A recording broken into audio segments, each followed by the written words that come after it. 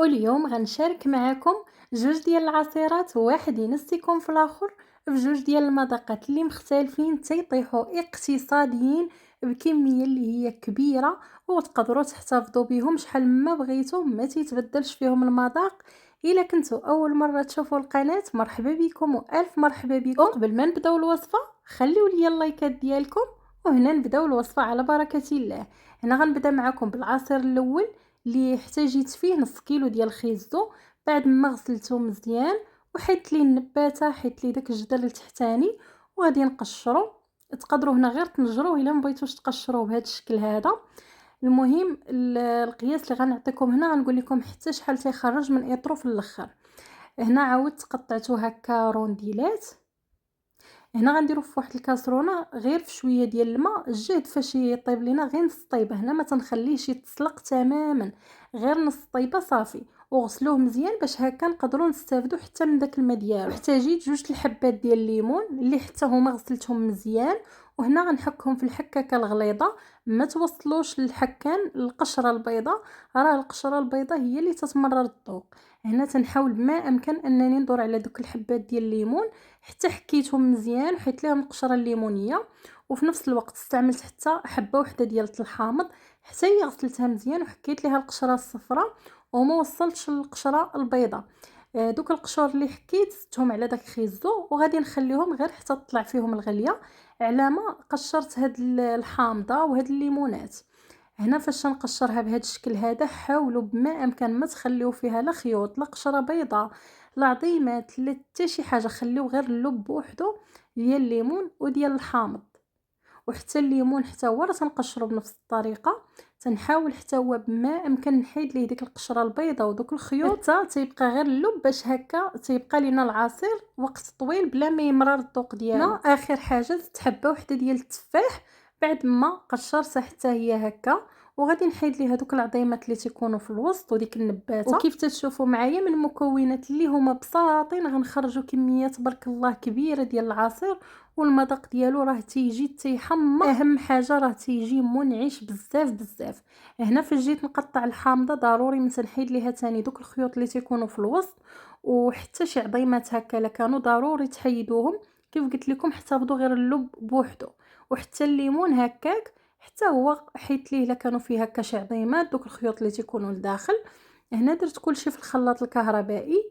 زدت عليهم دوك الحبه ديال التفاح وكاس ديال السكر سنيده، وغادي نزيد عليهم اول دفعه اطرو ديال الماء فاش غادي نطحن هذا الشيء. صافي هنا غادي ندوز باش نطحنو. هنا طحنوه مزيان مزيان هكا، طحنوا وقفوا طحنوا وقفوا حتى تاكدوا ان كل شيء تطحن ودوك الطروفه اختفاو. صافي هنا غادي ندوز نصفيه باش هكا الا دازو شي عظيمات ولا شي خيوط ولا بقاو شي طريفات ما طحنوش مزيان هكا تنصفيوهم باش داك الخليط تيبقى لينا نقي وصافي وزوين في الشربه ديالو. فاش هكا تيتصفى داكشي اللي تيبقى راه صافي تنحيدو تنرميه، وتنحط ديك الصفايه مزيان وتنعاود نحيد بها هاد الكشكوشه هادي اللي تتكون اولا هاد الرغوه مع الطحين راه تتولي على هاد الشكل هذا. حتى هي هكا تنحاول نحيدها بما امكن باش يبقى داكشي صافي. هنا داك خيزو بعد ما تسلق نص سلقه ماشي طايب، تنأكد عليكم غير نص سلقه باش يجيكم في المذاق زوين. هو ودوك القشور ديال الحامض وديال الليمون زدت عليهم نص كاس ديال السكر، وزدت عليهم هنا اطرو ديال الماء، وعاودت طحنت كل شيء مزيان مزيان. وحتى هما غادي ندوز باش نصفيهم بنفس الطريقه. هنا راه اي مكون زدتوه في هذا العصير حاولوا بما امكن تصفيوه باش يجيكم في الشربه حلو زوين. صافي حتى هو صفيتو على هذا الشكل هذا، ودوك البقايا ديالو اولا دوك العلفات اللي تيشيطو حتى هما تنحاول هكا نعصرهم مزيان صافي وتنرميهم. المهم حتى نتحصل على عصير اللي تيكون هكا خفيف وزوين في المذاق ديالو، يعني ما تحسوش بداك الشيء تيبقى مفرشش تحسوا بيه وانتم تشربوا في العصير. وهنا شوفوا معايا القوام الاول والقوام الثاني هكا تندوز باش نخلطهم مع بعضياتهم. عرفتوا راه تيعطيو واحد القوام تيحمق في هذا العصير، وحتى وكان كاع الا ما كانش عندكم مع خيزو راه ما تيجيش باين، تيجي المذاق بنين بنين بنين بزاف. خصوصا الا صبرتوا عليه خليتوه حتى برد على خاطره، عرفتوا راه ما تشبعوش منه شحال ما صايبتوا منه غيسالي في ساعته. انا هاد الكميه اللي عطيتكم راه خرجت ليا 4 يطرو. وهنا طبعا راه غادي تحكموا في الماء الا بغيتوه شويه تقل من هكا راه غتنقصوا الكميه ديال الماء، بغيتوه طبعا خف من هكا راه تزيدوا الكميه ديال الماء. المهم انا عطاني 4 يطرو، تبارك الله جامع ما بين اللذه والانتعاشه اللي بغيتوها تلقاوها حاضره في هذا العصير. اما الوصفه الثانيه قالت لهاد الوصفه ما تعرفيه والو، هنا احتاجيت فيها 3 الحبات ديال التفاح اللي طبعا حتى هما بعد ما غسلتهم دزت هكا تنقشر فيهم، حيت لهم القشره وحيت لهم حتى دوك العظيمات نباته. المهم تنخليو التفاح على هذا الشكل هذا. هنا خدموا باي نوع ديال التفاح، ماشي شرط يكون الاحمر ولا الخضر ولا الصفر، اي نوع ديال التفاح كان ممكن تستعملوه. حتى هو هنا بعد ما قشرته قطعته هكا طريفات صغار، واحتاجيت معاه 3 الحبات ديال الحامض. هنا كل حبه ديال الحامض بتفاحه وحده. صافي درت هنا كلشي في الخلاط، ورجعت لهداك الحامض اللي طبعا حتى هو راه مغسول مزيان من قبل. حتى هو هنا غادي نحتاج القشره الصفراء ديالو. هنا حكيتها في الحكاكه الغليظه وما توصلوهاش للقشره البيضاء، راه القشره البيضاء كيف ذكرت لكم في العصير الاول فراها تتمرر الذوق، لا تعطل غير شويه غتلقاوه مر في الذوق. هنا حاولوا بما امكن ما تدوش لكم القشره البيضاء اولا العظام. رجعت لهذوك الحامضات بعد ما حيت لهم القشره ديالهم، عاودت قشرتهم بهذه الطريقه هذه حتى يبقى ليا غير اللب ديالهم.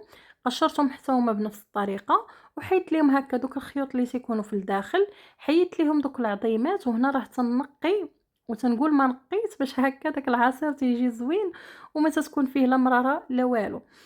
صافي داك الحامض زدتو على داك التفاح مع داك القشره ديال الحامض، زدت عليهم كاس ديال السكر سنيده، ودرت عليهم هنايا اطرو ديال الماء، وطحنت كل شيء مزيان مزيان حتى تاكدت ان تطحن داك الشيء مزيان. عاد غادي ندوز حتى هما نصفيهم باش هكا الا دازت شي حاجه نحاولوا هكا نحيدوها. صافي هنا راه تنبقى نعصر فيه مزيان حتى يبقاو ليا غير دوك الشوائب ودوك العلفات وهكا لا كانوا شي قشور بهذا الشكل هذا تنحيدهم نرميهم باش يبقى ليا داك الخليط صافي وزوين على هذا الشكل هذا.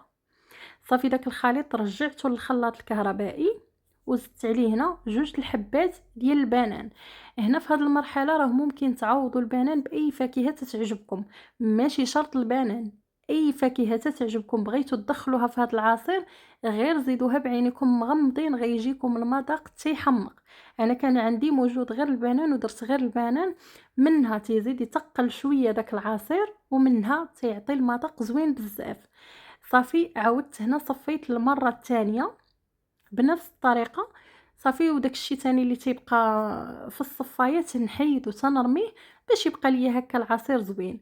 هنا زدت كميه ديال الماء، هنا الماء تحكموا فيه زيدوا شحال ما بغيتو تيبقى لكم على حسب الاختيار، على حسب الرغبه. وتحكموا حتى في الحلاوه، انا هنا درت غير كاس ديال السكر، انا هنا جاني مزيان.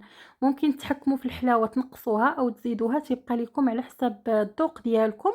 وحتى الماء هنا راه ممكن تزيدوا شحال ما بغيتوه شويه خفيف طبعا راك تكثروا الماء، بغيتوه يبقى شويه عاقد وثقيل ومجهد في الذوق ديالو راه تتخليوه كيف ما هو. وحتى هاد العصير تبارك الله راه عطاني 4 اطرو، وكيف شفتوا من القليل صيبنا الكثير وتبارك الله راه تيجي زوين بزاف.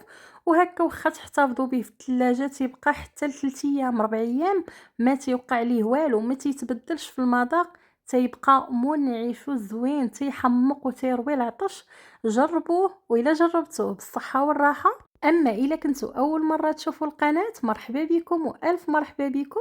قبل ما تخرجوا ما تنساوش تشتركوا الا كنتوا جداد وفعلوا زر الجرس باش دائما توصلوا بالجديد. ونتلاقاو فيديو جديد ووصفه جديده باذن الله، وبسلام عليكم، خليتكم على خير.